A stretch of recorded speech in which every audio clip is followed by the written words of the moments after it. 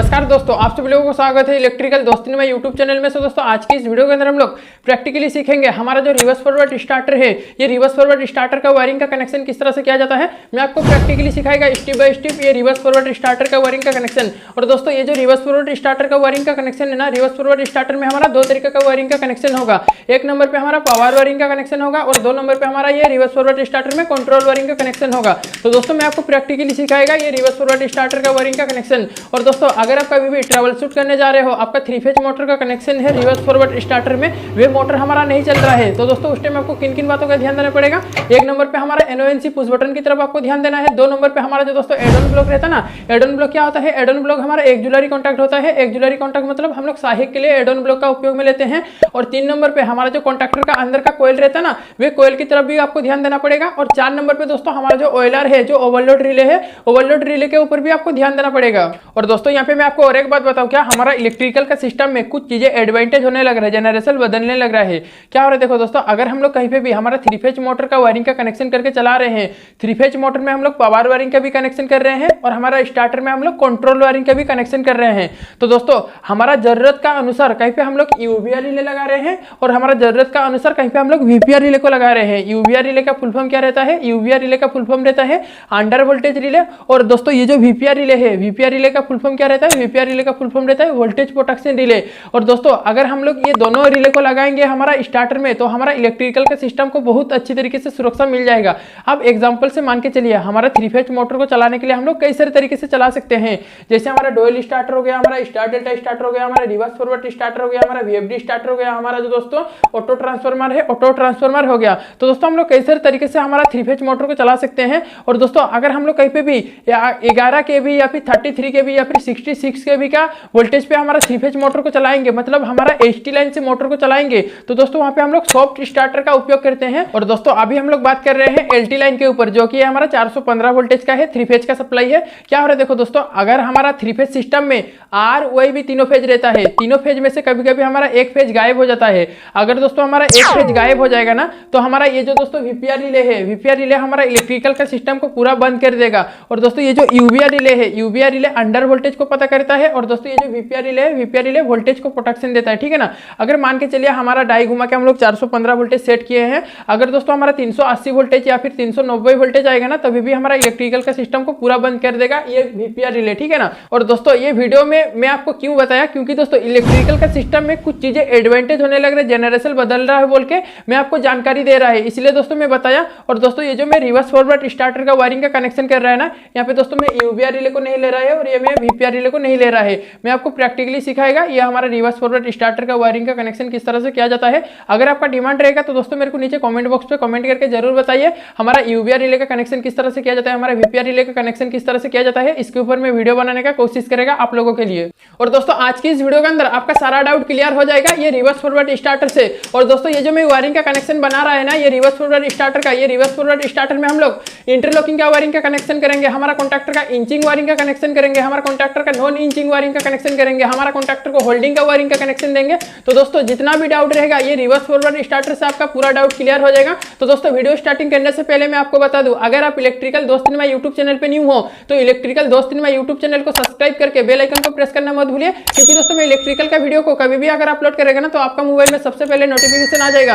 तो चलिए दोस्तों बिना ज्यादा देर के आज की इस वीडियो को स्टार्ट कर लेते हैं। तो दोस्तों वीडियो स्टार्टिंग करने से पहले ये जो हमारा रिवर्स फॉरवर्ड स्टार्टर का वायरिंग का कनेक्शन है ना, तो दोस्तों ये रिवर्स फॉरवर्ड स्टार्टर का वायरिंग का कनेक्शन बनाने के लिए हम लोग को क्या क्या मटेरियल का जरूरत रहेगा। तो दोस्तों एक नंबर पे हम लोग को एक एमसीबी चाहिए। ये एमसीबी क्या होता है, एमसीबी हमारा मिनिएचर सर्किट ब्रेकर होता है।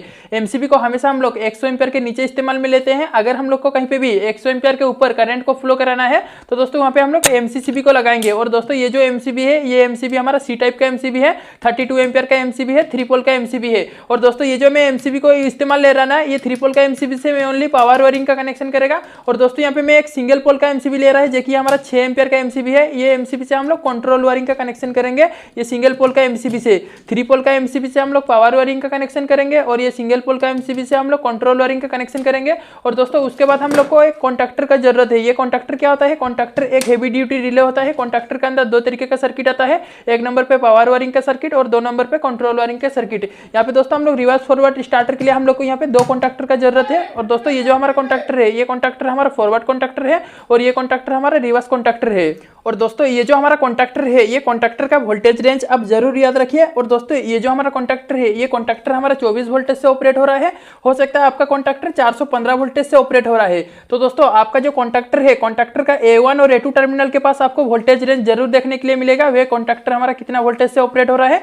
हो सकता है आपका कॉन्टैक्टर 24 वोल्टेज से ऑपरेट हो रहा है, हो सकता है 48 वोल्टेज से ऑपरेट हो रहा है, हो सकता है 415 वोल्टेज से ऑपरेट हो रहा है, हो सकता है 230 वोल्टेज से ऑपरेट हो रहा है। तो दोस्तों आपका जो कॉन्टैक्टर है, कॉन्टैक्टर का A1 और A2 टर्मिनल के पास कॉन्टैक्टर का वोल्टेज रेंज आपको जरूर देखने के लिए मिलेगा, आप देख लीजिए। और ये हमारा कॉन्टैक्टर 24 वोल्टेज से ऑपरेट हो रहा है, ठीक है दोस्तों। और दोस्तों उसके बाद हम लोग को एक ऑयलर लेना है। ऑयलर क्या होता है? ऑयलर हमारा ओवरलोड रिले होता है। और दोस्तों ये जो ओवरलोड रिले है, ये ओवरलोड रिले को मैं हमारा ये जो कॉन्टैक्टर है, कॉन्टैक्टर पे भी डायरेक्ट लगाया जाता है। पर दोस्तों अब मैं आपको यहाँ पे अच्छी तरह से दिखाने के लिए मैं ये ऑयलर को पीछे लगा रहा है, ताकि आपको अच्छी तरह से समझ में आए। और दोस्तों ये जो हमारा कॉन्टैक्टर का L1 L2 L3 T1 T2 T3 terminal है ना, ताकि आपको अच्छी तरीके से समझ में आए बोल के मैं यहाँ पे ऑयलर को पीछे लगाएगा।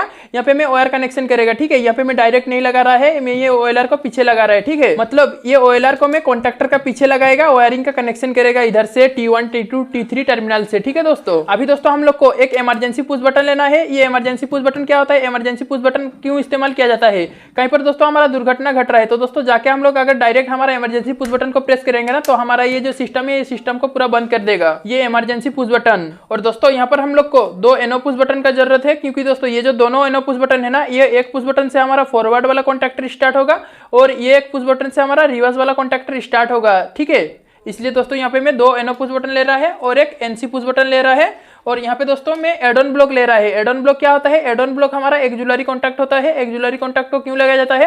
एक्जुलरी कॉन्टैक्ट को सहायक के लिए लगाया जाता है, कॉन्टैक्टर में NONC का पॉइंट को बढ़ाया जाता है। और दोस्तों यहाँ पे मैं पावर वायरिंग का कनेक्शन करने के लिए यहाँ पे मैं 6 mm का केबल को इस्तेमाल ले रहा है। और दोस्तों यहाँ पे मैं कंट्रोल वायरिंग का कनेक्शन करने के लिए 1.5 स्क्वायर mm का केबल को इस्तेमाल में ले रहा है। और दोस्तों ये स्टार्टर में सबसे पहले हम लोग पावर वायरिंग का कनेक्शन करेंगे, उसके बाद हम लोग कंट्रोल वायरिंग का कनेक्शन करेंगे। तो दोस्तों पावर वायरिंग का कनेक्शन करने के लिए ये सब हमें अभी कोई जरूरत नहीं है, ये हमारा कंट्रोल वायरिंग में आएगा।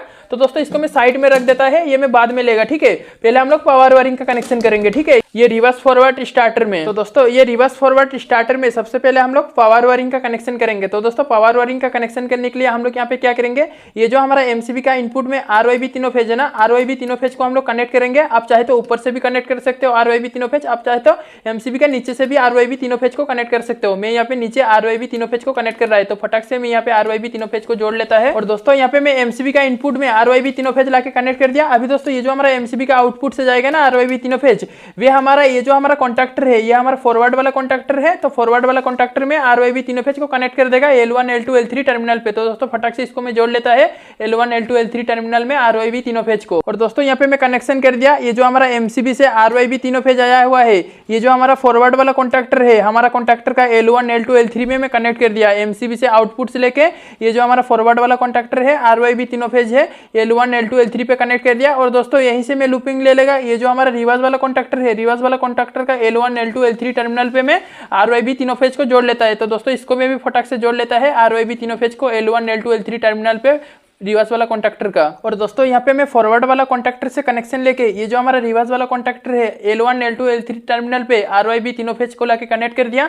अभी दोस्तों ये जो हमारा T1 T2 T3 टर्मिनल है ना, ये हमारा ऑयलर में हम लोग L1 L2 L3 पे जोड़ लेंगे। तो फटाक से हम लोग ऑयलर पे जोड़ लेते हैं L1 L2 L3 टर्मिनल में RYB तीनों फेज को। और दोस्तों यहाँ पे मैं कनेक्शन कर लिया। ये जो हमारा फॉरवर्ड वाला कॉन्टैक्टर है, ये फॉरवर्ड वाला कॉन्टैक्टर से जो हमारा T1 T2 T3 टर्मिनल है ना, ये हमारा ऑयलर का L1 L2 L3 टर्मिनल में जोड़ दिया। अभी दोस्तों जो हम कनेक्शन लेंगे, ये जो हमारा रिवर्स वाला कॉन्टैक्टर से हम लोग कनेक्शन लेंगे ना, जो हमारा RYB तीनों फेज है, वे हम लोग ये जो हमारा फॉरवर्ड वाला कॉन्टैक्टर है, फॉरवर्ड वाला कॉन्टैक्टर का T1 T2 T3 टर्मिनल पे मैं कनेक्ट कर लेता है फटाक से। यहाँ पे जो दोस्तों कनेक्शन होगा ना, यहाँ पे जो हमारा RYB तीनों फेज है ना, वे फेज हमारा डायरेक्शन चेंज हो जाएगा। मतलब हम लोग हमारा मोटर को फॉरवर्ड में चलाएंगे और रिवर्स में चलाएंगे। तो दोस्तों फॉरवर्ड में चलाने के लिए हम लोग L1 L2 L3 का कनेक्शन कर लिया, मतलब RYB तीनों फेज को जोड़ दिया। अगर दोस्तों हम लोग कभी भी हमारा मोटर को उल्टा डायरेक्शन में चलाते हैं, तो दोस्तों हम लोग क्या करते हैं, एक फेज को पलटी कर लेते हैं। तो दोस्तों यहाँ पे हम लोग एक फेज को पलटी कर देंगे, यहाँ पे जो हम लोग कनेक्शन करेंगे। और दोस्तों ये जो हमारा फॉरवर्ड कॉन्टैक्टर से जो हमारा T1 T2 T3 का टर्मिनल है ना, यहाँ पे हम लोग कैसे जोड़ेंगे,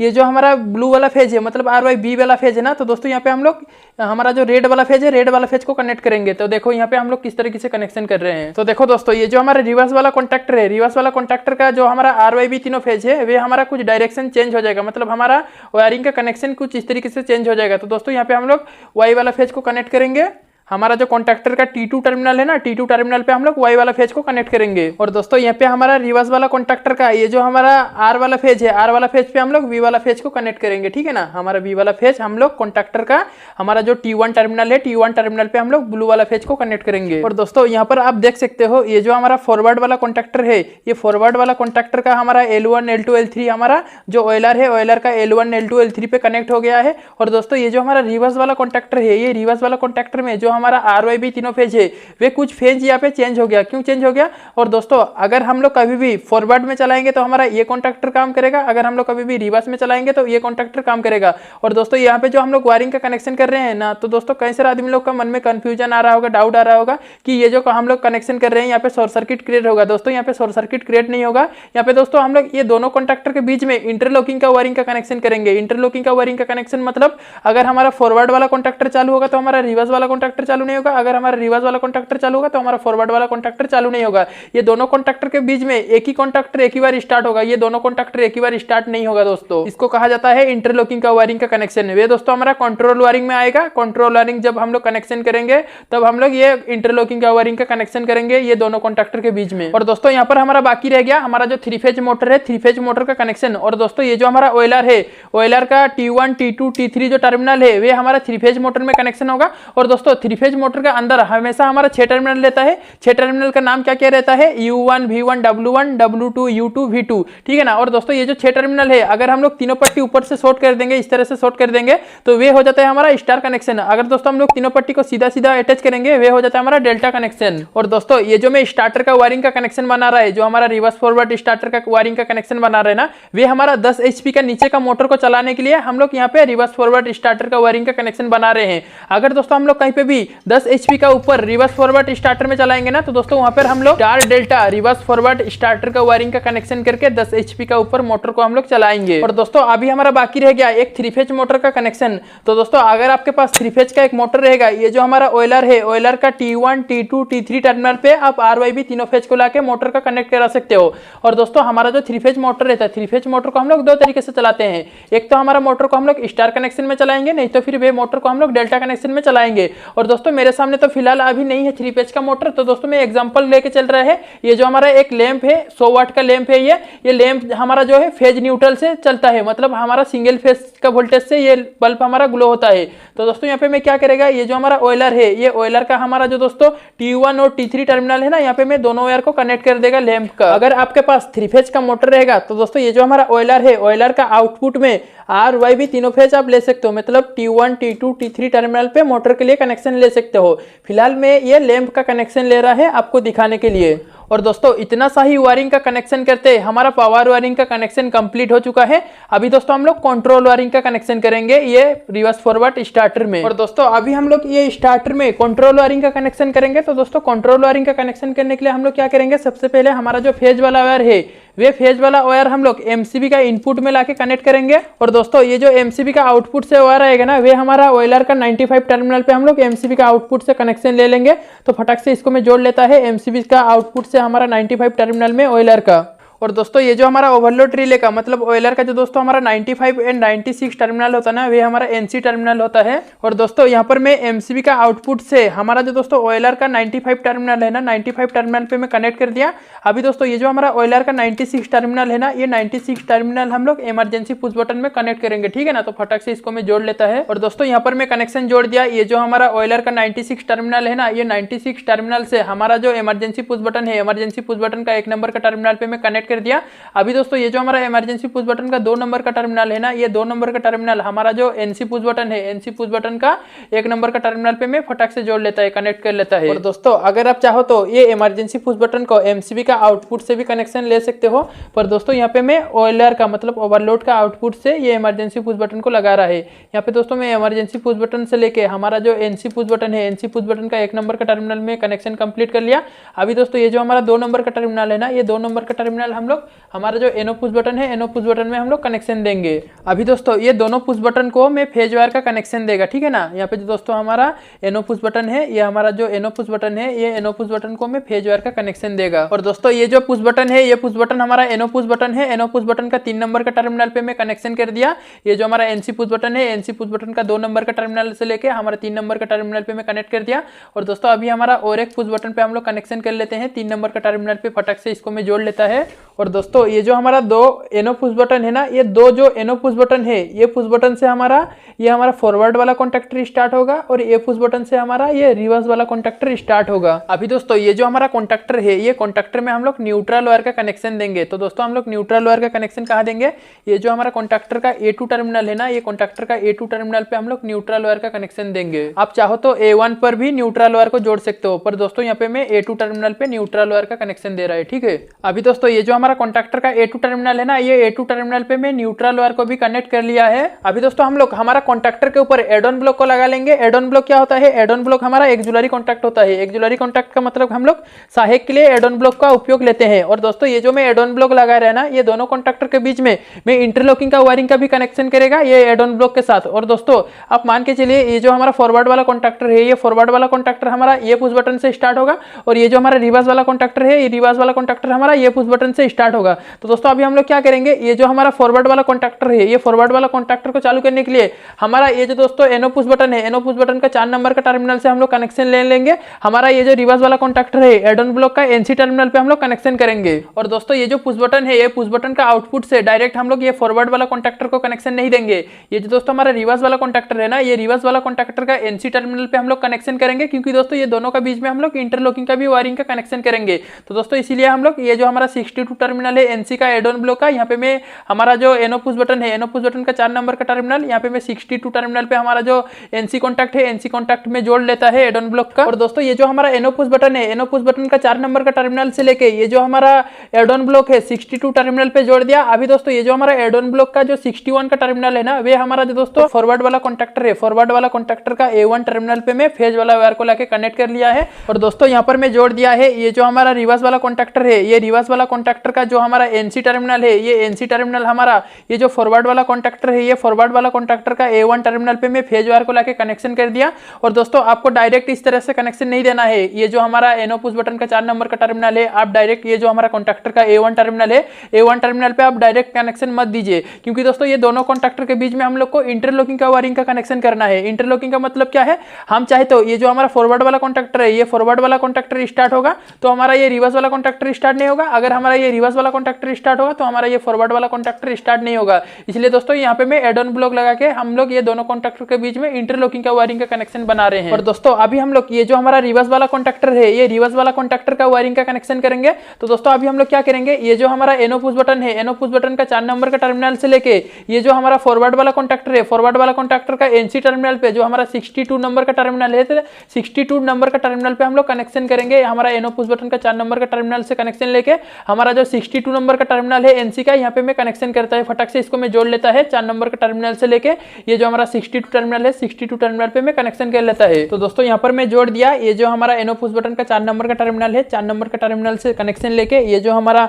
फॉरवर्ड वाला कॉन्टैक्टर है, फॉरवर्ड वाला कॉन्टैक्टर का 62 टर्मिनल पे एनसी टर्मिनल पे जोड़ दिया। अभी दोस्तों ये जो हमारा एड ऑन ब्लॉक का 61 टर्मिनल है ना एनसी का, वे हमारा ये जो रिवर्स वाला कॉन्टैक्टर है, ये रिवर्स वाला कॉन्टैक्टर का A1 का टर्मिनल पे मैं कनेक्शन करेगा, ठीक है ना। तो फटाक से इसको मैं जोड़ लेता है। और दोस्तों यहाँ पर मैं जोड़ दिया है ये जो हमारा फॉरवर्ड वाला कॉन्टैक्टर है, फॉरवर्ड वाला कॉन्टैक्टर का जो हमारा 61 का टर्मिनल है, 61 का टर्मिनल से कनेक्शन लेके ये जो हमारा रिवर्स वाला कॉन्टैक्टर का A1 टर्मिनल है ना, A1 टर्मिनल पे मैं कनेक्शन कंप्लीट कर चुका है। और दोस्तों यहाँ पे इतना सा वायरिंग का कनेक्शन करते ये स्टार्टर में हमारा पावर वायरिंग का भी कनेक्शन कंप्लीट हो चुका है और ये स्टार्टर में हमारा कंट्रोल वायरिंग का भी कनेक्शन कंप्लीट हो चुका है। तो दोस्तों यहाँ पे मैं आपको और एक बात बताऊँ क्या, ये जो दोस्तों मैं कंट्रोल वायरिंग का कनेक्शन किया है, ये कॉन्टैक्टर को मैं होल्डिंग नहीं दिया है, वे दोस्तों मैं बाद में देगा कॉन्टैक्टर को होल्डिंग वायरिंग का कनेक्शन, पहले आप समझ लीजिए। तो दोस्तों जैसे मैं एमसीबी को ऑन किया है, एमसीबी ऑन करने के बाद यहाँ पे हमारा RYB तीनों फेज मिल जाएगा। पर दोस्तों यहाँ पे जो मैं कनेक्शन दिया है, यहाँ पे मैं एक फेज दिया है और यहाँ पे मैं एक न्यूट्रल दिया है, मतलब आर वाला फेज एक दिया है और यहाँ पे मैं ब्लू के जगह पे न्यूट्रल दे दिया है, क्योंकि दोस्तों मेरे पास 3 फेज का मोटर नहीं था। इसलिए दोस्तों मैं यहाँ पे एक लैंप को चला के आपको दिखाएगा। लैंप को चलाने के लिए फेज और न्यूट्रल लगता है, 220 वोल्टेज का सप्लाई है। और दोस्तों यहाँ पे जो मैं कंट्रोल वायरिंग का कनेक्शन किया है, कंट्रोल वायरिंग का कनेक्शन करने के लिए यहाँ पे मैं 24 वोल्टेज का उपयोग कर रहा है कंट्रोल वायरिंग का कनेक्शन करने के लिए, और पावर वायरिंग का कनेक्शन करने के लिए 415 वोल्टेज है मान के चलिए। पर दोस्तों यहाँ पे मैं 220 वोल्टेज छोड़ रहा है, क्योंकि दोस्तों यहाँ पे मैं लैंप को चालू करके आपको दिखाएगा, ठीक है। तो दोस्तों ये जो हमारा दोनों कॉन्टैक्टर है, ये दोनों कॉन्टैक्टर का 2 एनो पुश बटन रहेगा, ठीक है ना। एनो क्या रहता है, एनो नॉर्मल ओपन रहता है और एनसी क्या रहता है, नॉर्मल क्लोज रहता है। मतलब स्टार्ट करने के लिए एनो पुश बटन और स्टॉप करने के लिए एनसी पुश बटन, ठीक है ना। और दोस्तों यहाँ पे एक जो इमरजेंसी पुश बटन है, ये इमरजेंसी पुश बटन से हमारा सिस्टम को हम लोग पूरा बंद करेंगे डायरेक्ट। तो दोस्तों ये वाला पुश बटन हमारा ये फॉरवर्ड कॉन्टैक्टर का है और ये वाला पुश बटन हमारा ये रिवर्स कॉन्टैक्टर का है। तो दोस्तों सबसे पहले हम लोग ये हमारा जो फॉरवर्ड वाला कॉन्टैक्टर है, फॉरवर्ड वाला कॉन्टैक्टर का पुश बटन को हम लोग प्रेस करके देखेंगे कि हमारा ये जो फॉरवर्ड वाला कॉन्टैक्टर है, ये फॉरवर्ड वाला कॉन्टैक्टर चालू हो रहा है और साथों साथ लोड चालू हो रहा है कि नहीं। तो देखो दोस्तों, जैसे मैं ये फॉरवर्ड वाला पुश बटन को प्रेस करेगा, हमारा फॉरवर्ड कॉन्टैक्टर और लोड भी चालू होना चाहिए। तो देखो दोस्तों, यहाँ पे हमारा फॉरवर्ड कॉन्टैक्टर भी चालू हो गया और हमारा लोड भी चालू हो गया। पर दोस्तों यहाँ पे जैसे मैं छोड़ देगा हमारा लोड बंद हो जा रहा है। तो देखो दोस्तों, जैसे मैं प्रेस कर रहा है हमारा लोड चल रहा है, जैसे मैं छोड़ दे रहा है वैसे हमारा लोड बंद हो जा रहा है। और दोस्तों ये जो वायरिंग का कनेक्शन किया है, यहाँ पे दोस्तों मैं इंचिंग वायरिंग का कनेक्शन किया है, ठीक है ना। मतलब जब मैं ये प्रेस कर रहा है तब हमारा चल रहा है, जब मैं छोड़ दे रहा है वैसे हमारा बंद हो जा रहा है। इस कंडीशन में वायरिंग का कनेक्शन को हम लोग इंचिंग वायरिंग का कनेक्शन बोलते हैं, ठीक है ना। और दोस्तों ये कॉन्टैक्टर में जो हम लोग इंचिंग वायरिंग का कनेक्शन किए हैं, इंचिंग वायरिंग का कनेक्शन कहाँ ज्यादा जरूरत रहता है, जहाँ पे दोस्तों हमारा 3 फेज का एक मोटर रहता है, वे 3 फेज मोटर को हम लोग जरूरत के अनुसार थोड़ा थोड़ा आगे पीछे लेते हैं। तो दोस्तों जैसे हम लोग चालू बंद करते हैं ना, तो दोस्तों उस टाइम हमारा कॉन्टैक्टर को हम लोग इंचिंग वायरिंग का कनेक्शन लेते हैं। हमारा 3 फेज मोटर को हम लोग थोड़ा थोड़ा आगे पीछे करते हैं।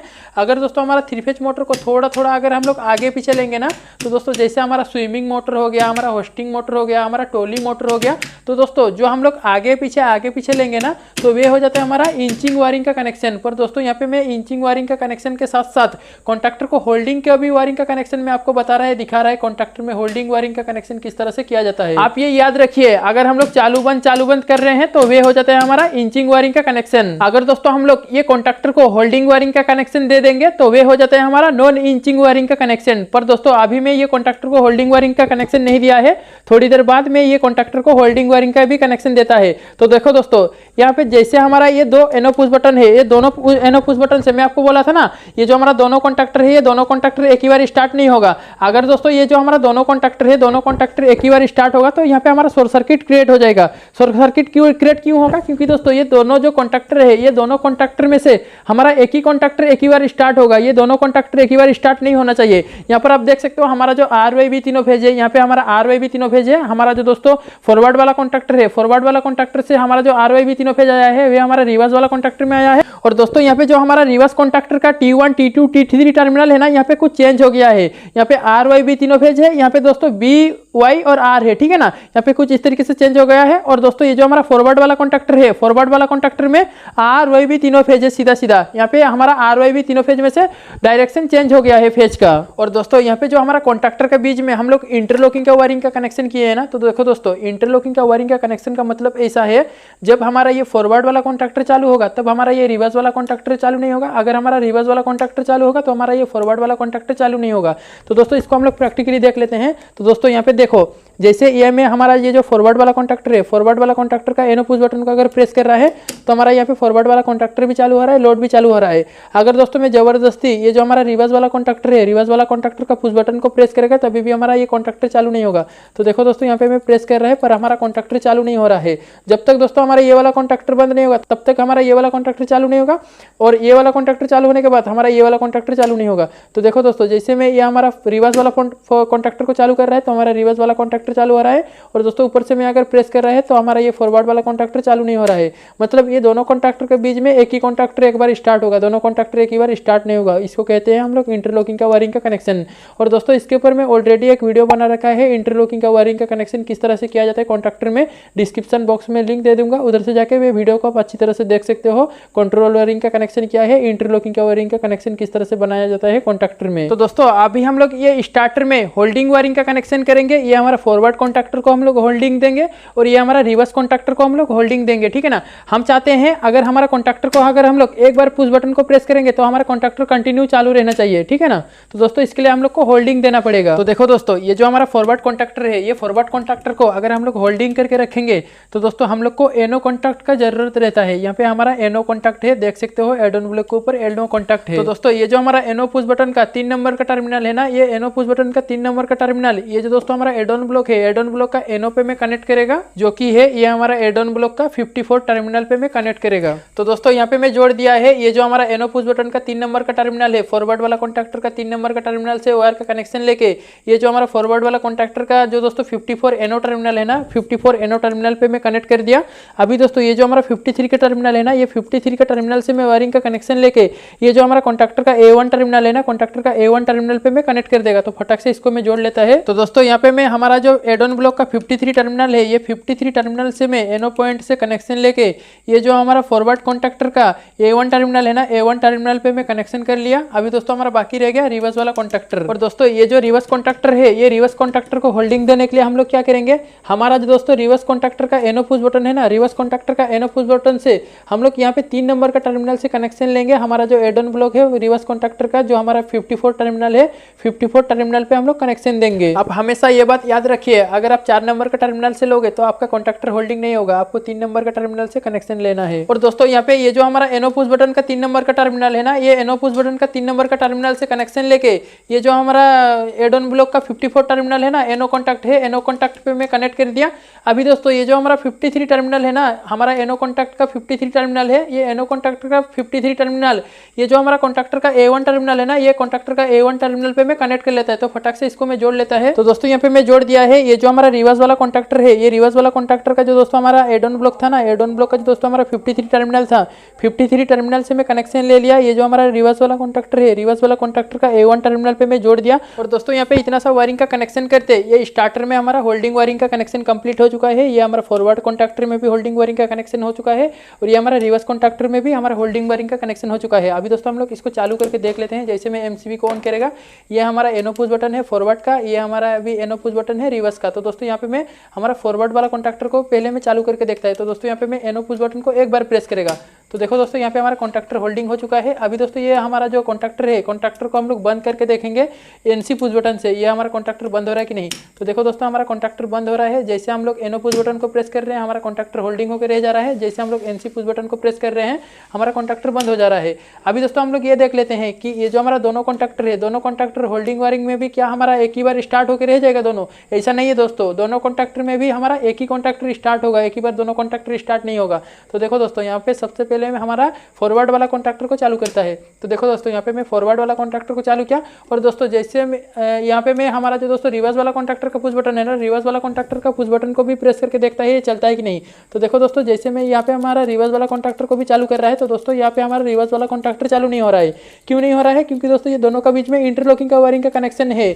जब तक हम लोग ये कॉन्टैक्टर को बंद नहीं करेंगे तब तक हमारा ये वाला कॉन्टैक्टर चालू नहीं होगा। तो दोस्तों यहाँ पे मैं क्या करता है, ये वाला कॉन्टैक्टर को सबसे पहले बंद करता है। तो देखो दोस्तों यहाँ पे मैं ये वाला कॉन्टैक्टर बंद करने के बाद ये वाला कॉन्टैक्टर ये वाला पुश बटन से प्रेस करके देखता है ये चल रहा है कि नहीं। तो देखो दोस्तों यहाँ पे हमारा ये रिवर्स वाला कॉन्टैक्टर चालू हो गया फॉरवर्ड कॉन्टैक्टर बंद होने के बाद। तो देखो दोस्तों जैसे मैं ये वाला कॉन्टैक्टर को बंद कर रहा है, उसके बाद दोस्तों में ये वाला कॉन्टैक्टर को चालू कर रहा है, ठीक है ना। ये दोनों कॉन्टैक्टर में से एक ही कॉन्टैक्टर एक ही बार स्टार्ट होगा, होल्डिंग होगा, दोनों कॉन्टैक्टर एक ही बार स्टार्ट नहीं होगा, आप ये याद रखिए। ये हमारा कॉन्टैक्टर में प्रॉपर तरीके से इंटरलॉकिंग का वायरिंग का कनेक्शन भी हो चुका है। ये प्रॉपर तरीके से कॉन्टैक्टर में होल्डिंग वायरिंग का भी कनेक्शन कंप्लीट हो चुका है, यहाँ पर आप देख सकते हो। दोस्तों फिर से देखिए ध्यान से, ये हमारा एक NC पुश बटन है और ये दोनों हमारा एनो पुश बटन है। तो दोस्तों ये जो हमारा कॉन्टैक्टर का पुश बटन है, ये कॉन्टैक्टर का पुश बटन हमारा कौन सा पुश बटन है, ये हमारा रिवर्स का पुश बटन है, ये हमारा फॉरवर्ड का है। तो दोस्तों सबसे पहले मैं ये रिवर्स वाला कॉन्टैक्टर को चालू करता है। तो देखो दोस्तों जैसे मैं रिवर्स वाला कॉन्टैक्टर को चालू किया, हमारा कॉन्टैक्टर होल्डिंग भी हो गया। अगर हम लोग ये फॉरवर्ड वाला कॉन्टैक्टर का पुश बटन को प्रेस भी करेंगे तभी भी हमारा ये कॉन्टैक्टर चालू नहीं होगा, क्योंकि दोस्तों जब हम लोग ये वाला कॉन्टैक्टर को बंद करेंगे तभी हमारा ये वाला कॉन्टैक्टर चालू होगा। दोनों कॉन्टैक्टर एक ही बार स्टार्ट नहीं होगा, जब तक हम लोग बंद नहीं करेंगे तब तक हमारा ये दूसरा वाला कॉन्टैक्टर चालू ही नहीं होगा। दोस्तों अभी हम लोग यहाँ पे हमारा कॉन्टैक्टर को चालू करके ये जो हमारा ऑयलर लगाया हुआ है, जो हमारा ओवरलोड रिले है, ये ओवरलोड रिले हमारा काम कर रहा है कि नहीं। ये जो हमारा इमरजेंसी पुश बटन है, ये इमरजेंसी पुश बटन काम कर रहा है कि नहीं वो भी दोस्तों हम लोग देख लेते हैं। तो देखो दोस्तों, जैसे हमारा रिवर्स वाला कॉन्टैक्टर को चालू किया है और दोस्तों यहाँ पे एक टेस्टिंग के लिए दिया हुआ है, मतलब आपका जो ओवरलोड रिले है, ओवरलोड रिले टेस्टिंग करके देखिए आप। यहाँ पे एक प्रेस करने के बाद हमारा कॉन्टैक्टर बंद हो जाना चाहिए। अगर दोस्तों हमारा ये प्रेस करने के बाद कॉन्टैक्टर बंद हो रहा है तब हमारा ये ऑयलर अच्छा है, मतलब अच्छा है, वे ऑयलर हमारा काम कर रहा है। अगर हमारा ये ऑयलर का पुश बटन टेस्टिंग का टेस्ट करने के बाद हमारा मतलब एक बार प्रेस करने के बाद बंद नहीं हो रहा है तो वे ऑयलर हमारा खराब है। तो दोस्तों जैसे मैं यहाँ पे हमारा टेस्टिंग कर रहा है ये ऑयलर अच्छा है कि नहीं, तो दोस्तों जैसे मैं ये प्रेस करेगा हमारा कॉन्टैक्टर बंद हो जाना चाहिए। तो देखो दोस्तों यहाँ पे जैसे मैं प्रेस किया हमारा कॉन्टैक्टर बंद हो गया, मतलब ये ऑयलर हमारा अच्छा है। और दोस्तों ये ऑयलर पे आप एम्पियर सेट करके रखिए, आपका जरूरत का अनुसार आप एम्पियर सेट कीजिए, ठीक है ना। ये घुमा के डाई को घुमा के आप एम्पियर को सेट कर सकते हो। आपका मोटर का जो रेटेड करंट है, फुल लोड करंट कैपेसिटी रहता है, मोटर का नेम प्लेट के ऊपर आपको देखने के लिए मिल जाएगा। आप देख लीजिए आपका 3 फेज मोटर कितना एम्पियर तक लोड आप कनेक्ट करा सकते हो, उसमें फुल लोड करंट कैपेसिटी रहता है 3 फेज मोटर का नेम प्लेट के ऊपर। अभी दोस्तों हम लोग देखते हैं कि ये जो हमारा इमरजेंसी पुश बटन है ये इमरजेंसी पुश बटन काम कर रहा है कि नहीं। तो दोस्तों फिर से मैं ये कॉन्टैक्टर को स्टार्ट करेगा, ये कॉन्टैक्टर स्टार्ट करने के बाद मैं देखेगा डायरेक्ट प्रेस करके हमारा जो लोड है वे लोड हमारा बंद हो रहा है कि नहीं, हमारा सिस्टम इमरजेंसी पुश बटन से बंद हो रहा है कि नहीं। तो देखो दोस्तों जैसे यहाँ पे मैं इमरजेंसी पुश बटन को प्रेस कर रहा है हमारा सिस्टम पूरा बंद हो जा रहा है, मतलब हमारा इमरजेंसी पुश बटन भी काम कर रहा है। तो दोस्तों उम्मीद करता हूँ कि आज की इस वीडियो के माध्यम से आपको कुछ बेहतर जानकारी मिली हुई होगी। जी हाँ दोस्तों, आज का ये वीडियो कैसा लगा आप लोगों को एक लाइक करके कमेंट बॉक्स पे कमेंट करके जरूर बताइए। अगर आपको इलेक्ट्रिकल से जुड़े हुए कुछ डाउट रह रहा है, कुछ सुझाव रह रहा है, कुछ क्वेश्चन रह रहा है तो दोस्तों मेरे को नीचे कमेंट बॉक्स पे कमेंट करके जरूर पूछिए, उसके ऊपर मैं वीडियो बनाने का कोशिश करेगा। अगर आप इलेक्ट्रिकल का वीडियो को हिंदी में देखना पसंद करते हो तो आज ही हमारा यूट्यूब चैनल को सब्सक्राइब कीजिए। आज के लिए इतना ही, धन्यवाद।